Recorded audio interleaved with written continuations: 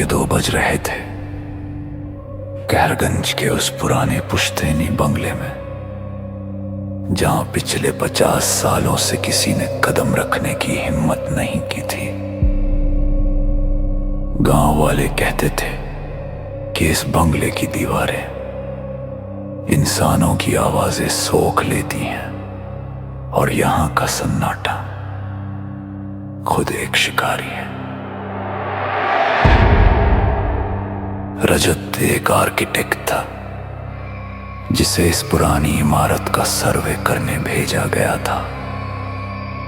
वो इन कहानियों पर यकीन नहीं करता था।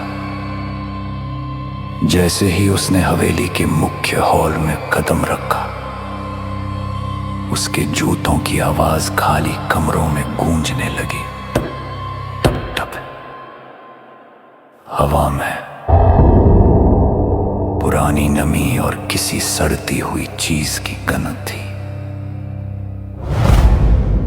रजत की टॉर्च की रोशनी धूल भरे झूमरों और फटे हुए पर्दों पर पड़ रही थी।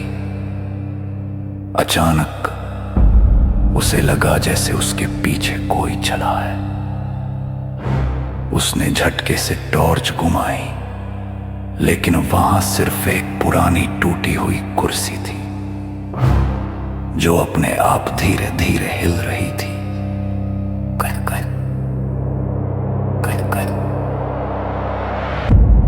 रजत ने गहरी सांस ली और ऊपर की मंजिल की तरफ बढ़ने लगा। सीढ़ियां लकड़ी की थीं और हर कदम पर ऐसे झरमरा रही थी जैसे कोई दर्द में करा रहा हो।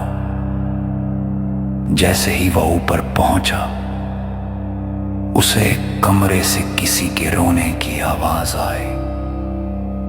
एक छोटे बच्चे के सिसकने की आवाज। रजत ने दरवाजा धक्का देकर खोला।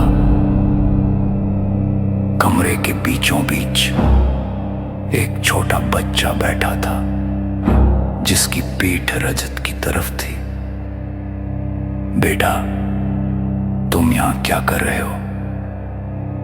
तुम्हारे मम्मी पापा कहां हैं? बच्चा धीरे से उठा, लेकिन वो मुड़ा नहीं। उसने नीले रंग की एक पुरानी कमीज पहनी थी जो पूरी तरह से कीचड़ और खून से सनी हुई थी। अचानक बच्चे ने अपनी गर्दन को मोड़ना शुरू किया। बिना अपना शरीर घुमाए उसकी गर्दन धीरे धीरे पूरी 360 डिग्री घूम गई। रजत के पैरों तले जमीन खिसक गई। बच्चे का चेहरा नहीं था। आंखों की जगह तो खाली गड्ढे थे और उसके मुंह से जुबान की जगह काली गीली मिट्टी बाहर गिर रही थी। उसने अपना कटा हुआ हाथ रजत की तरफ बढ़ाया और फुसफुसाया, मेरे पिता तुम्हें देखना चाहते हैं। रजत पीछे भागा, लेकिन गलियारा अंतहीन हो चुका था। वो जितना भागता, दरवाजे उतने ही दूर होते जाते। तभी वो एक विशाल आईने के सामने रुका। आईने में उसकी अपनी परछाई उसका साथ नहीं दे रही थी। आईने वाला रजत मुस्कुरा रहा था, जबकि असली रजत डर से कांप रहा था। अचानक आईने वाले रजत ने अपना गला खुद काटना शुरू कर दिया। असली रजत के गले से भी खून निकलने लगा। तभी आईने के अंदर से हजारों हाथ बाहर निकले और रजत को शीशे के अंदर खींचने लगे। रजत चिल्लाया, बचाओ, कोई है। लेकिन उसकी आवाज दीवारें निगल रही थी। तभी हवेली की जमीन फटी और एक 7 फीट लंबा काला साया बाहर निकला। उसकी खाल चमगादड़ जैसी थी और उसकी उंगलियों की जगह लोहे के नुकीले हुक थे। वो हवेली का मालिक था।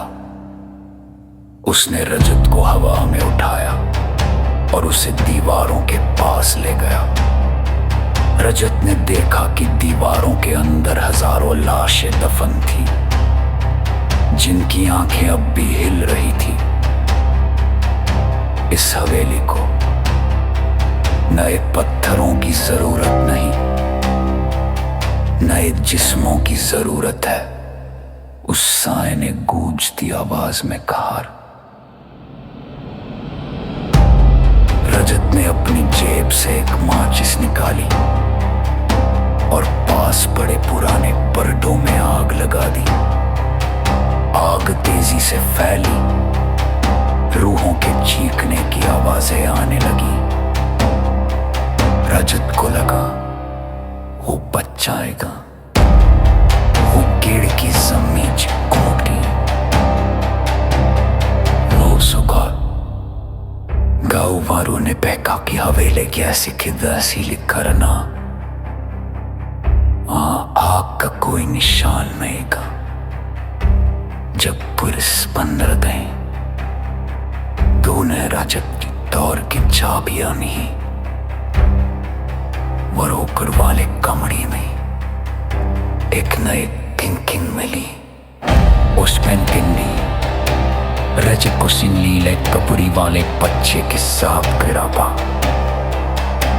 लेकिन सबसे डरावनी ताकीद थी कि पिटिल रजत की आंखें उसने इंसानी आंखें की तरह पढ़ के चटकार में थी। वो किसिंगा था, लेकिन उस पेंटिंग के अंदर अंदेशा की कैद।